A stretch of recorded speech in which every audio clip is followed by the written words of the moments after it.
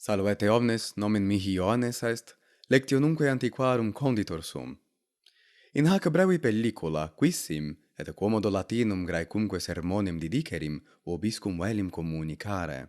Oriundus quidem exterra illa Australis sum, nomine Brasilia, accuratius autem dixerim e Paulopoli vita agere, ubi et natus sum. De quibusdam, ut puto, ex studiis meis conjecturam facere, minime vobis difficile erit. Vir litterarum studiosissimus sum. Nec tamen Latinus Graecusque sermo soli ex antiquis sunt, quibus velim operam dare. Nunc enim Arabici studio, et est consilium sane, ut quondam etiam Hebraicis operam dem. Ad ceter autem studia, litteris aliena ut sic dicam, quod pertinet, valde mihi placet pila in canistrum iacienda ludere, et maximae mihi voluptati est cum amicis versari, quibuscum de rebus varis, valetiam diversis, satisaipe, colloquor, cartis ludo, alisque modis.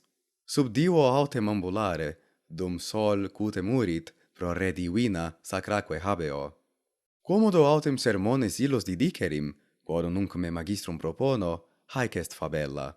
Adolescentulo mihi in ludo publico versanti, magister philosophiae librum donavit, quem scripserat Arthurus ille Schopenhauer, philosophus Germanus, in quo artem scribendi tractabat.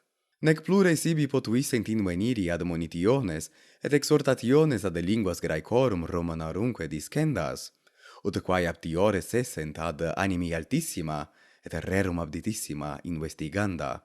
Celerrime igitur libro per lecto, omnino stupefactus, quipe cum primum non solum intellexissem fuisse homines, qui vari sermonibus pollerent, sed etiam qui antiquis litteris imbuti essent, harum discendarum ingente cupidine captus sum. Primum linguae Latinae operam dare coipi, quindecim annos natus. Vicessimum autem et primum ingressus neo Graecis litteris studere coipi, e aspe adductus, facilius fore antiquum sermonem discere, si prius hodiernum, ut pote simpliciorem, didicissem. De indevero ad ipsum antiquum sermonem aggressus sum. Hisc ex consilis nihilunquam aliud sumsi, nisi iucundissimos fructus, et in ingenio acieque mentis poliendis profectum ingentem. Quade causa continere me non possum, qui netiam vos moneam, hac tan suavi fruamini scientia.